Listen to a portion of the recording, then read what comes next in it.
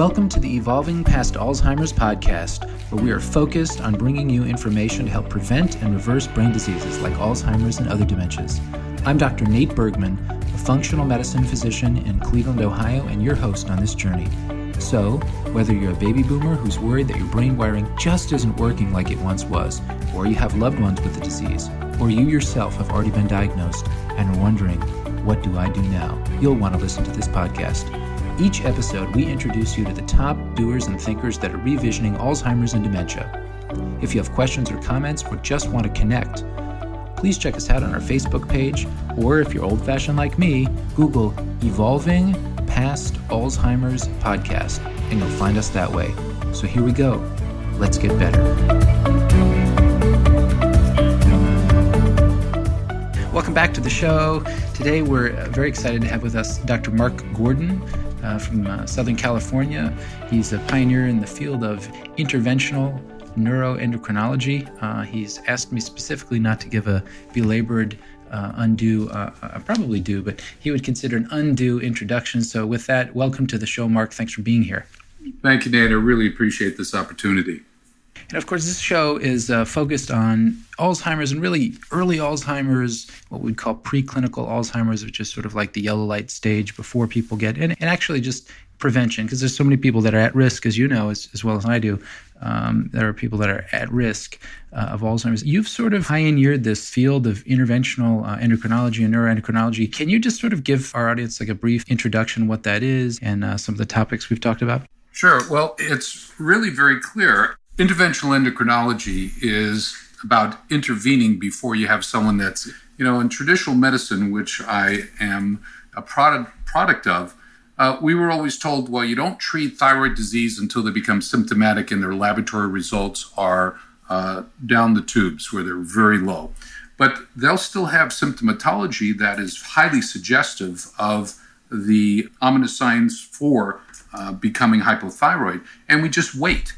So in interventional endocrinology, what we do is we monitor laboratory testing, and as they drop below the 25th percentile of the assumed range of normalcy, we'll start intervening and start putting back in, whether it's testosterone or DHEA, pregnenolone, any of the hormones that are found either in the brain or in the periphery of the body.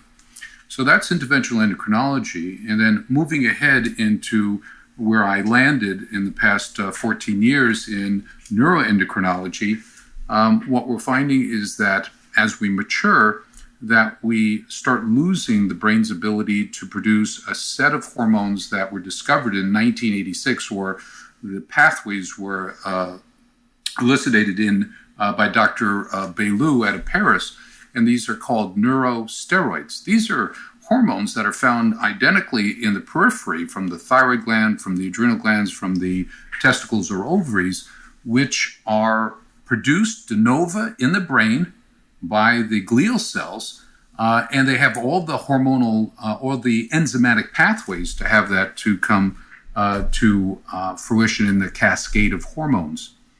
So that is the interventional endocrinology, being a little bit more proactive. And then the neuroendocrinology is the application of what has been in the research and what has been in the literature for over 30 years that hasn't been accepted or hasn't been looked closely at as a means of possibly influencing at a greater level the downturn that happens, the progressive decay, degeneration that happens in Alzheimer's disease or CTE, for instance. So CTE, chronic traumatic encephalopathy. Can you just explain a little bit your background with CTE? Before we do that, actually, I want to follow up on that question, but I just want to sort of summarize, because every time you open your mouth, and anybody that knows you and listens to you on a regular basis will probably verify this, there is usually a lot in one sentence, and I just want to unpack a little bit of what I just heard. So you are essentially, with interventional endocrinology, you're treating to an optimal. So rather than let somebody stay suboptimal, waiting until they sort of go out of range, based on your reading of the peer-reviewed medical literature, you are treating to people to more of a restorative or optimal level of a variety number of hormones. And second, with regards to neurosteroids, which is a concept I'm continually more and more fascinated by when I listen and read some of your stuff, what is your answer to people that say, well, okay, especially as people age, people get into their 40s, 50s, 60s, 70s, certainly 80s and 90s, and their endogenous, their body's own production of their hormones are becoming less. They're declining. That's the normal process of aging. What is the justification then to replace those? Is there not a risk? How do you accept that risk? Where do we sort of fall out once people's bodies start to produce less of these? How do we justify replacing these from an outside source? Well, how does a psychiatrist justify giving a patient with symptoms of mild depression antidepressive medications? It's through clinical acumen, it's through literature, it's through a multitude of data input points. So how we do this is patients come into us and they're symptomatic. You run the laboratory tests and they're at the lower 5% of this arbitrary normal range. And going back to 1975, there were two biostatistics who published, books must have been 10 pounds each, of biostatistics talking about how inappropriate the use of a standardized reference range or a quote-unquote normal reference range is, because it's based upon a group of people who are used to determine this statistical variation or variance relative to what is considered low, what is considered normal, and what is considered high. But it only applies to that group of people that were incorporated into the program. It doesn't apply to me because I wasn't part of that group. So when we look at the laboratory results and the symptoms, we will adjust the levels towards 50% of this arbitrary or this abstract reference range. So we always stay within the physiological range of laboratory tests. And I've had a lot of people come in, let's say there's a hormone that's between 10 and 90, and someone comes in at 11. Traditional doctors would say that this number, 11, is absolutely within the range, therefore normal. And the patient's complaints, let's say this is a thyroid hormone, and their complaints are fatigue, constipation, cognitive impairment, maybe a little bit of depression, maybe cold, acral fingertips and toes and so forth. They have symptoms, but their laboratory results are normal. So you ignore them or you put them on antidepressants because there's something wrong with them. So what we do is we bring everybody up towards the midpoint and monitor them on a monthly basis relative to symptomatic complaints, psychological, physiological, and physical status. Yeah, that's excellent. So what you're referring to, just to make it clear again, so as anybody knows that's gotten lab results, there's a range on those, a reference range on the outside, and either you fall out, and what Dr. Gordon's saying, those are people who are outside 97, 98% of other people. So you are either super high or super low if you're outside of those ranges. And that's important. I think people don't realize that. Well, but my number says I'm normal, or my doctor said I'm normal. And he just made a very clear case for why that is not necessarily the case. You have to map the symptoms to the labs, and then there is no such thing as a statistically average human being, right? I think that's a dictum that's it's been repeated over and over at this point. So you mentioned CTE, chronic traumatic encephalopathy, and of course that relates to brain injury and concussions, of which I won't call you an expert, because I'm not going to call you an expert, but you're certainly very well read in that regard, and a notable speaker. You've been certainly featured on television programs and interviews on a national level. And I think CTE or concussions is certainly a bigger deal than anybody realized. Anybody that's in their late 20s or older, which is anybody that's probably listening to this. This was just not this. What we know now was not known then.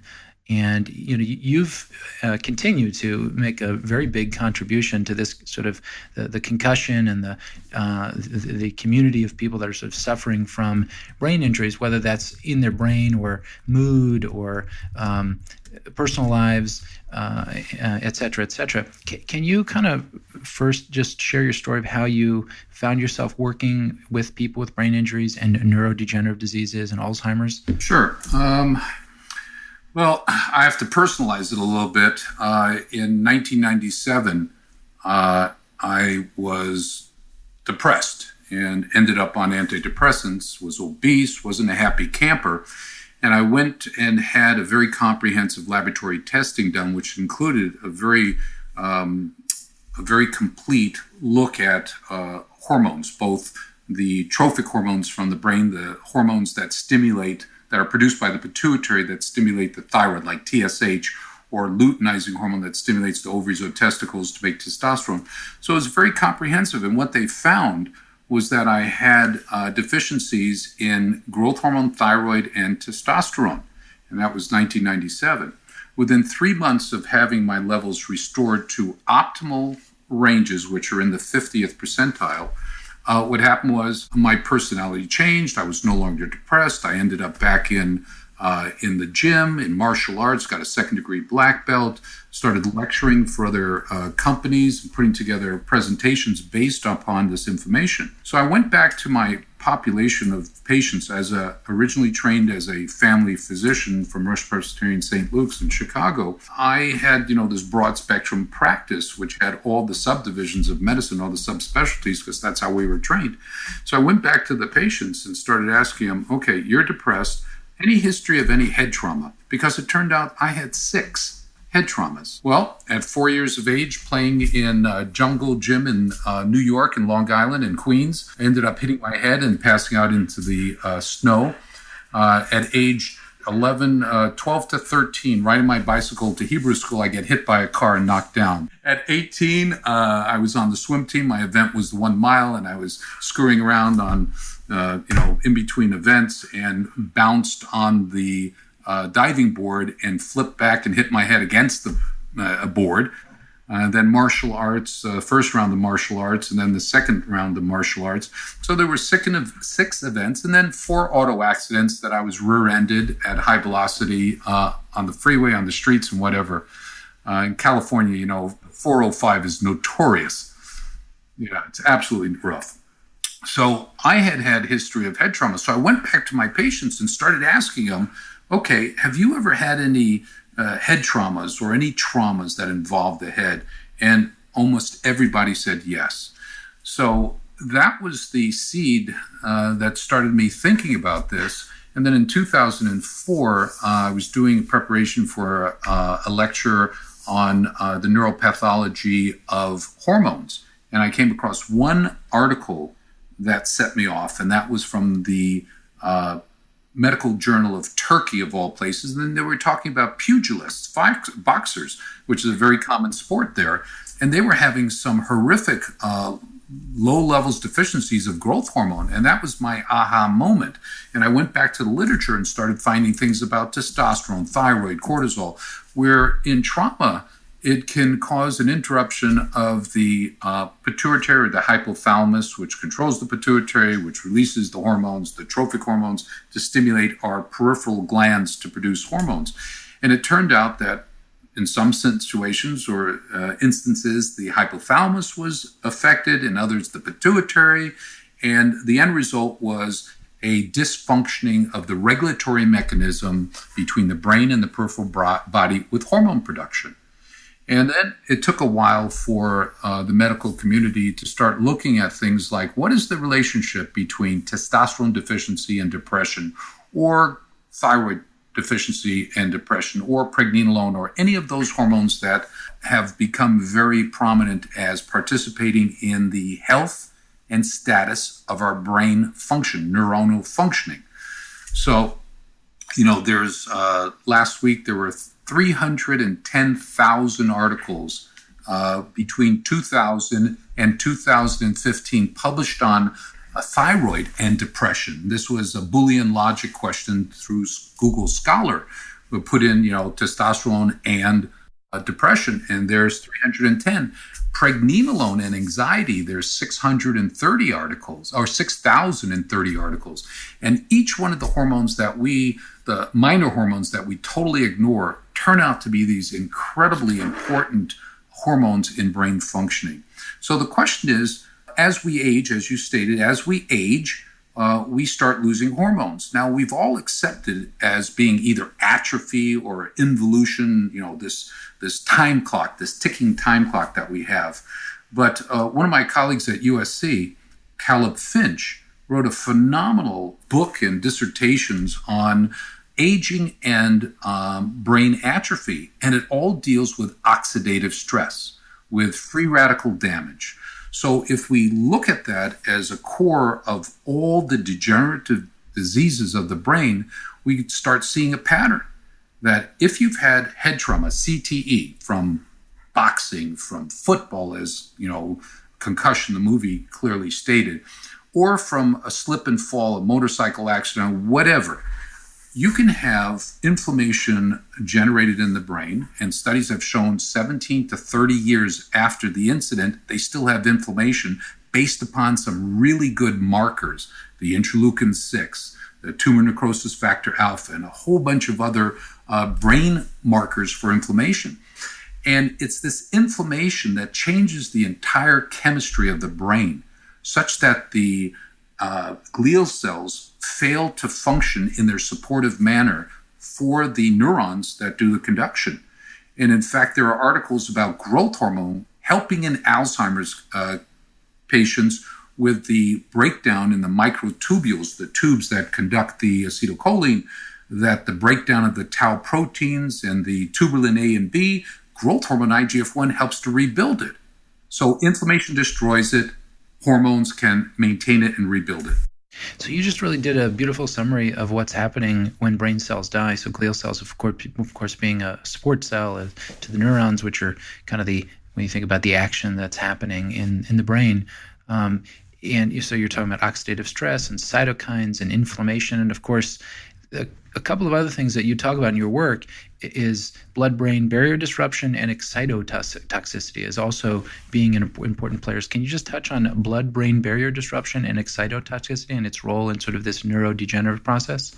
Well, it's a really interesting, complex, but interesting area, the blood-brain barrier, which was put in place to make sure that the brain is kept in an isolated state, meaning that the things that accumulate in our blood from either our nutrition or medication we take or things that we do inappropriately to our body do not indiscriminately pass from the peripheral circulation into the brain. So the blood-brain barrier, the BBB, is responsible for making sure only the good stuff gets into the brain. But what happens is the feet of the astrocytes, which are important in the integrity of the blood-brain barrier, are influenced by inflammatory processes, whether or not it's a reactive oxygen species, reactive nitrogen species, nitriles, or lack of glutathione in the brain, and they break down. So what happens is peripheral products start leaking into the brain. And one of the peripheral products that goes in are the white blood cells, the standard neutrophils, lymphocytes that defend our peripheral body from infections, viral and bacterial and such, while the brain has its own called microglia.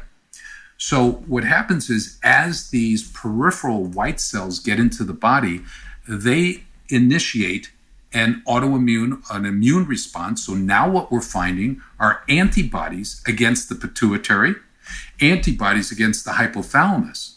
And that's because of leakage of the peripheral white blood cells into the brain. Also, the microglia are the white blood cells that in the brain, uniquely of the brain, they're part of the glial mix, and they're responsible for protecting the brain, removing the debris, the byproducts, and any kind of toxins that might get into the brain. But when they're overstressed with free radicals, they start dumping all their inflammatory chemistry into the body. And what do you see? You start seeing things like beta amyloid. Beta amyloid, one of the the key for the big player. See, beta amyloid, which, beta amyloid, as you well know, comes off of a larger protein called APP, or amyloid precursor protein. And there are 3 enzymes that splice it. They're called secretases. Secretase A, alpha, B, beta, and G, gamma. So when you have beta and gamma together, it splices the APP at the point that we call beta amyloid. And that's how you get beta amyloid. But I just said there's also alpha secretase, which can split the APP at another location and produce an inert, non-inflammatory protein called alpha amyloid. So the question is, why is it that the body is preferencing beta amyloid and not alpha? Well, it turns out that of the 3 secretases, only alpha secretase is metal halide responsible, zinc. Zinc is the key. And you remember back in I think it was the late 90s, early 2000s, where there was this big scare. You shouldn't eat Hershey's candy bars because they're wrapped in aluminum. There's an accumulate of aluminum in the brain. Now that's participating with Alzheimer's. Well, it turns out that our body, when it's deficient in zinc, goes to the next closest thing, which is aluminum. So it starts accumulating aluminum in the brain, and that's why you saw aluminum in the brains of Alzheimer's cases. It wasn't the cause, it was an effect of the deficiency of zinc. So zinc's a very, very important player in Alzheimer's disease as a means of downregulating the preference for beta amyloid. In the issue of CTE, the NFL did a study that was just absolutely incredible. What they found was if you were a football player and had 1 concussion in your career, that you were 19 times more likely of developing Alzheimer's disease between 34 and 50. I think that was the number, 34 and 50. And this article should be spread all around, because what it tells us is that inflammation is at the root of a number of degenerative diseases of the brain. In the recent 7 years, that's all I've been focusing on because of a new article on inflammation and brain diseases. They're now showing that inflammation, whether or not it's oxidative stress or oxidative overload, is associated with autism, OCD, bipolar, schizophrenia, Parkinson's disease, Alzheimer's disease. Well, depression and anxiety is absolutely on there. And that's how we've been able to get a great response in our both military and civilian population when we start treating them and address this inflammation. And an interesting fact is, we have medication to address prostaglandins and arachidonic acid, which are the non-steroidal anti-inflammatory medication like ibuprofen and naproxen. We have COX-2 inhibitors, which used to be Vioxx, Beclin, and now Celebrex is the last one I think that's available. And they affect COX-2. But at the top of the cascade is something called NF-kappa B. And NF-kappa B is a genomic trigger for inflammatory cascades. And we have no medication to address this. And if you look in the literature at NF-kappa B, it's probably the big player in precipitation of this cascade of inflammation. But it turns out there are 2 natural products that have been documented in peer-reviewed research, peer-reviewed science, laboratory research and clinical research, N-acetylcysteine and mixed tocopherols, the vitamin E's, the gamma, delta, and alpha tocopherols. And it downregulates through epigenetics, it downregulates the production of the NF-kappa B. And that's the focus of how we've been treating our patients as a part. So this is fascinating. You said did so many things there. It's really beautiful. One of the more so that's on almost the diagnostic side. You got into zinc and N-acetylcysteine and vitamin E, the tocopherols, almost more on the treatment side potentially. And that brings up this whole concept that I first heard from you, actually, this idea of a neuropermissive environment. Neuropermissive environment is sort of like a healing environment. First of all, how did you come up with that term, and what do you mean by that exactly? Yeah, I don't know how I came up with it. It might have been partially, I have to give a lot of credit for my guidance and direction from Caleb Finch at USC. He's just unbelievable. There are a couple of guys, C.J. Pike, who is the guy who got me looking at Alzheimer's disease as being an androgen deficiency syndrome. And he's published, 300 articles on that. Now he's shifted over to, traumatic brain, some phenomenal reading. So neuropermissive environment, regardless of who coined the term, I'm not an expert, so I can't coin terms like that. I'm just well read. So the neuropermissive environment is the opposite of a non-neuropermissive environment. What a non-neuropermissive environment is a brain that's inflamed and the biochemistry is significantly altered. You asked about excitotoxicity, which is, we know that if there's inflammatory chemistry floating around in the brain, that it alters the permeability of the cell, of the membrane, of the neuron membrane, so that you cannot have potassium chloride and sodium go through the membrane in an organized fashion. What happens is these ionic pores become non-functional and everything just leaks into it. Calcium, which destroys the mitochondria and initiates a thing called parathanatos, which the mitochondria kills the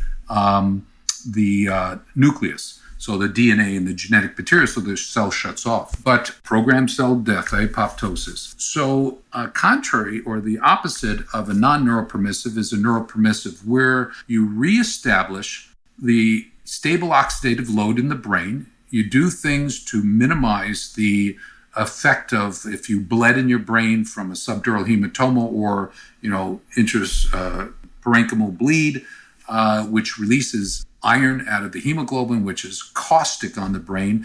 You use things like SOD, superoxide dismutase, to help with reducing it. You increase glutathione in the brain by giving N-acetylcysteine.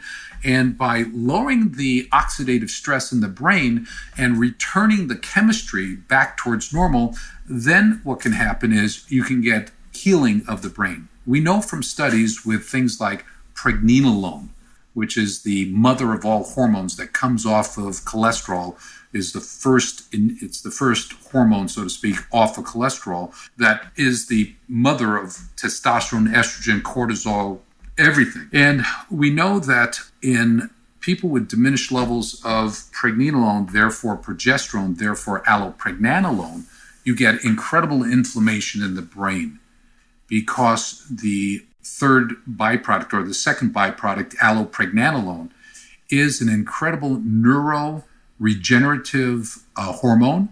It's neurostimulating. It's synaptogenic, meaning it helps with the synapses, the communication from one nerve to another.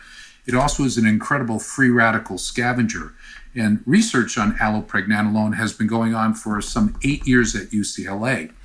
And we see incredible responses in our patients when we have them on high doses of pregnenolone, which also has a side effect of increasing GABA, which is gamma-aminobutyric acid, which helps with sleep. So people take it at night, they get improvement in their inflammation in their brain, and they sleep better. So neuropermissive environment is returning back a healthy biochemical environment so that nerves can repair. So you can have reparation. So you're essentially replenishing, so you're quelling inflammation and then replacing an oxidative stress, and then sort of replacing the brain with the sort of the neurosteroids, the neuroactive steroids, and the nutrients that it needs do its healing. Correct. And taking it one step and a little tangent is we have cells in the brain which are supportive cells in the glial family called oligodendrocytes. And one of the functions of oligodendrocytes is to produce myelin, which coats nerves.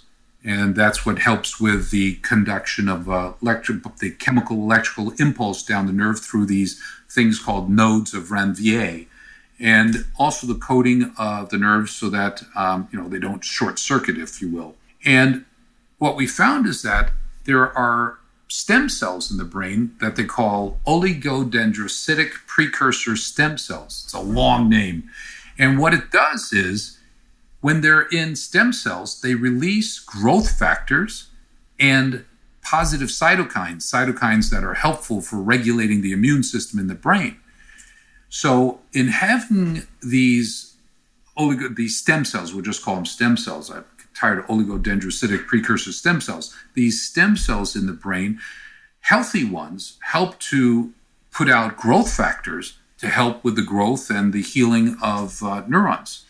Well, it turns out that they're regulated by T3, which is produced in the astrocytes, one of the glial cells. So when we're deficient in T3, because we're only giving T4, what happens is you're not doing any, triiodothyronine or T3. T3 being a thyroid brain, T4 being... Correct, by itself. And so if you have someone who has brain injury, what you want to make sure is that they're getting an adequate amount of T3 too, right, to help them with stimulating the cytokines and the growth factors. Also, no, it isn't the standard of care, but it's FDA approved for use, but it's not the standard of care in the community. But and that's natural hormones or natural thyroids are constantly under attack, thinking T4, and we do T4, T3, reverse T3, which is a form of active thyroid hormone that's inactive because it's inactive, reverse T3. And we monitor our patients that come to us who are on T4 only, and we find that a lot of them are producing under stress, under B12 deficiency, iron deficiency. Their elevated cortisol levels are producing a lot of this reverse T3. So you do the standard basic blood testing and it looks normal, but if you do the reverse T3, you find that there's an excessive amount and the regular free T3 is low. So certainly that's not the standard of care, though. So what does the reverse T3 indicate to you when you see that? Well, when I see the reverse T3, it indicates, and we find either cortisol elevation, inflammation of the thyroid gland, which could be either Graves' disease or Hashimoto's thyroiditis, or one of the, other inflammatory illnesses of the thyroid. And that alters the biochemistry in the thyroid gland, so it can't make an adequate amount of functional T3. University of Chicago has done incredible work and published incredible documents on the need for T3 and the damaging effect of reverse T3. And then, we use these calculations that they came up with, the TSH index, which looks at T4 TSH, thyroid stimulating hormone, and T4 relationship. And when it's less than a number, it means that the thyroid problem is coming from the brain. When it's higher than 4.1, it means that it's coming from the thyroid gland. And that's usually selenium deficiency or iodide deficiency or an inflammatory process that's going on in the brain. A lot of information out there. And that's what I do. I spend 2 hours a day reading. One of the things that I heard around and sort of seems like medical lore, if you will, is that we should never give progesterone to men.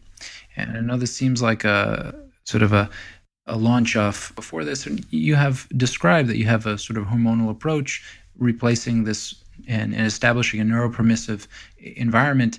And you've seen some remarkable recoveries in individuals with brain injury and neurodegenerative conditions. But I have heard you talk about the use of progesterone in some cases in men. Can you just describe what the basis for this is and why you think it's been effective and kind of some of the details? Well, we test every patient, male or female, for their progesterone levels. And we look at the entire cascade. We look at, from cholesterol all the way down to cortisol, cholesterol all the way down to estrone and estradiol. So we look at, obviously, the progesterone. And when it's low, if progesterone is low, the probability that allopregnanolone, which has so many beneficial effects on recovery, trying to establish a neuropermissive environment, is low. So in cases where there's significant insomnia, if they don't respond well to pregnenolone, we'll add 5 or 10 milligrams of progesterone in a oil suspension at night, or what will come out eventually is in a liposomal vehicle, and it's low dose. The negative effect of progesterone is in the hormonal venue, which is it can downregulate LH, or luteinizing hormone. The importance of luteinizing hormone is to help stimulate testosterone production. So by giving progesterone, it could lower the production of testosterone. But the majority of people we see with the head traumas, the blast traumas, our military guys, I'd say 98% of them, if not higher, have a disruption in their production of testosterone. So they're on a protocol to increase their testosterone so that the addition of progesterone isn't deleterious to testosterone. And I don't use it very much, but as I'm getting more and more intense cases from the military and some of the trauma cases I see from multiple car accidents or what have you, I'm tending to use it a little bit more. And it's a compounded product, and we have a compounding pharmacy that manufactures or compounds it for us. They don't manufacture the compound. So it works very well.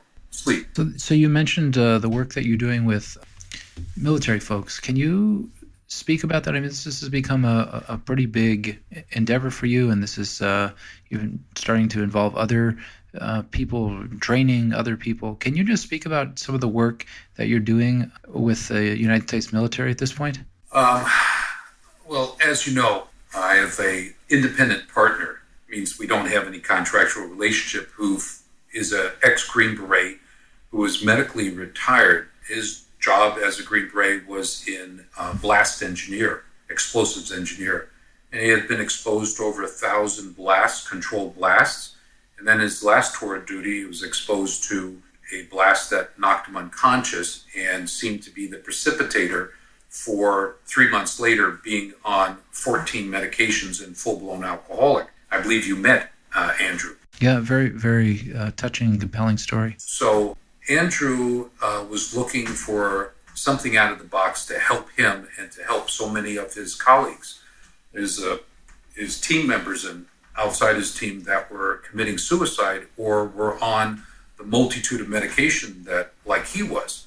And at that time, to be clear, though, the reason he was looking for something outside the box is because the standard had not helped him. I mean, it does certainly help some people, but it clearly had failed him. Well, it fails more people than you'll be aware of.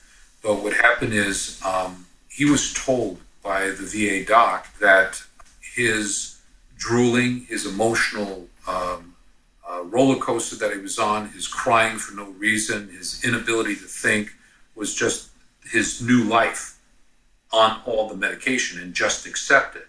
And he was a very strong person. I sat with his parents for 3 or 4 hours and talked about who he was and what his characteristics were prior to his blast trauma, or the last blast trauma.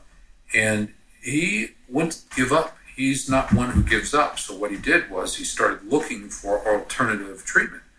And at that time, I was looking for a charitable organization that was founded by military for military, and that was Andrew. I talked to a number before Andrew and I clicked, and he came onto a program, tested him and then put him on a protocol. Now, he'd been to NICO, he was at the Brain Institute, he was on, Cerebrum, he was at 6 or 7 different facilities, UCLA, just San Diego State, every place, and they basically said the same thing. So he comes into the office, we test him, we find his deficiencies or insufficiencies, and started on the protocol that would address these.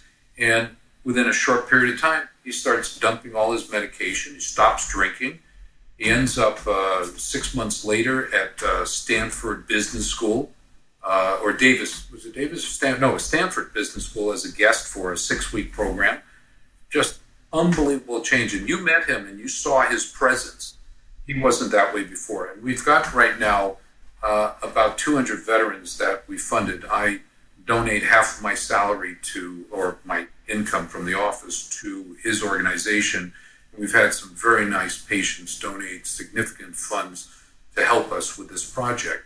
He and I were invited to Virginia to meet with a military group to give them a lecture. So we spent about 6 hours, 3 hours in a closed room with command, and then 3 hours with the operators, the active military.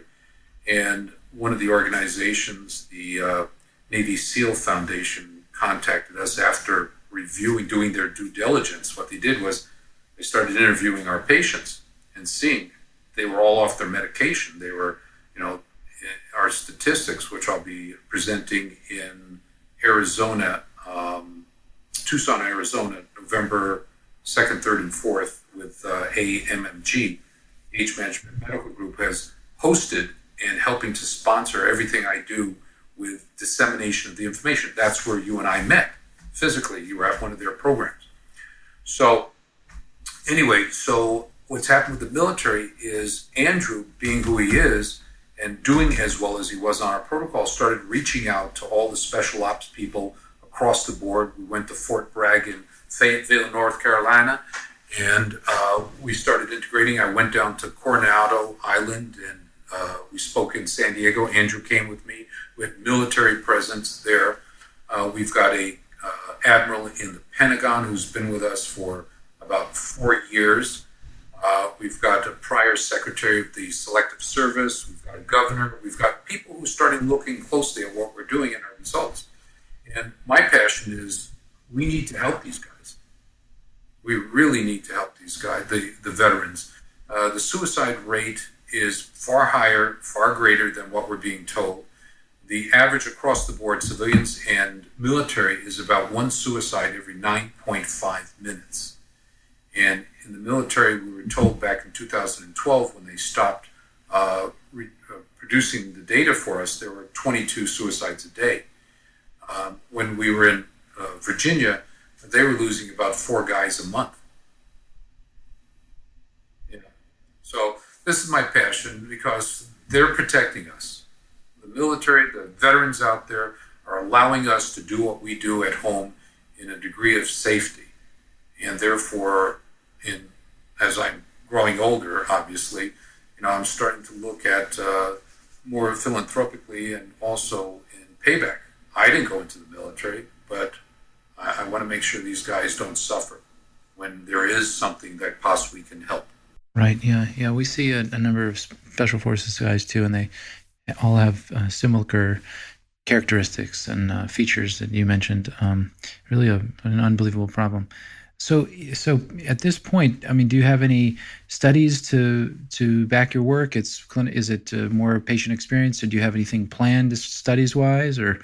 Yeah. Right now, just orchestrating about 4 articles of discussion with the chief editor for a major publication. We'd like to have a couple of our articles. The first one is the one talking about inflammation.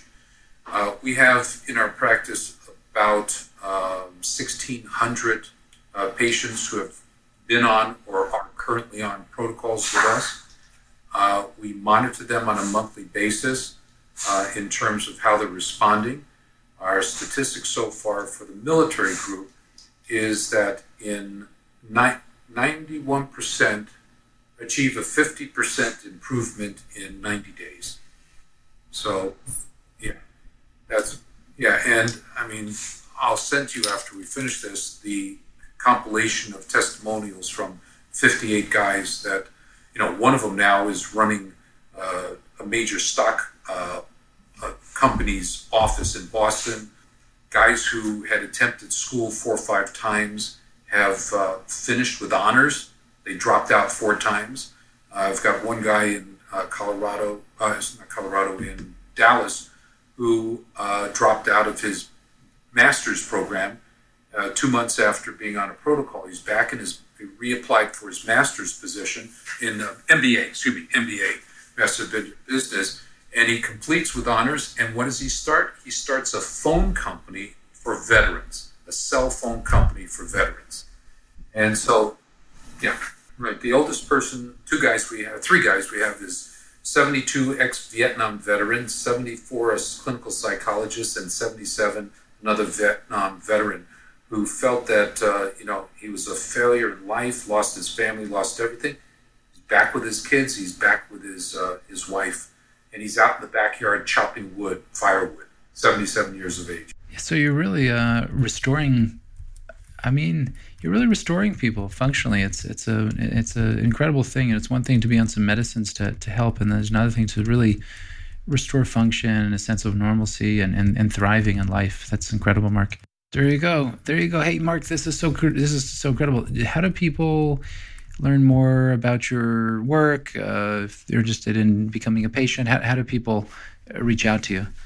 Well, if they're veterans, they can go to waftbi.org, O-R-G. It's a 501(c), a credible organization. They've been in legal.com, TBIMEDLEGAL.com. And on the new patient enrollment, it has all the categories of people that we interact with, individuals we interact with. So right now, the Warrior Angel Foundation is on hiatus until January of next year as they refilled their war chest so that we can start taking on more military cases for free. Excellent. Hey, Mark, I so much appreciate you being on with us. Thank you very much, and much success in all your future work. Thank you. Thank you very much. Thanks for your help and support.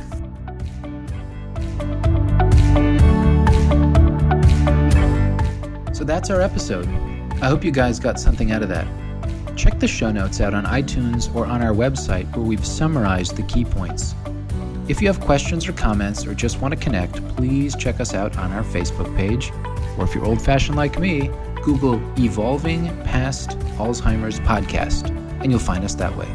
Finally, if you find the information here valuable, please consider giving us a 5-star rating on iTunes and leaving comments in the comment section. It will really help us bring this message to as many people as we can. Thanks, and talk to you next time.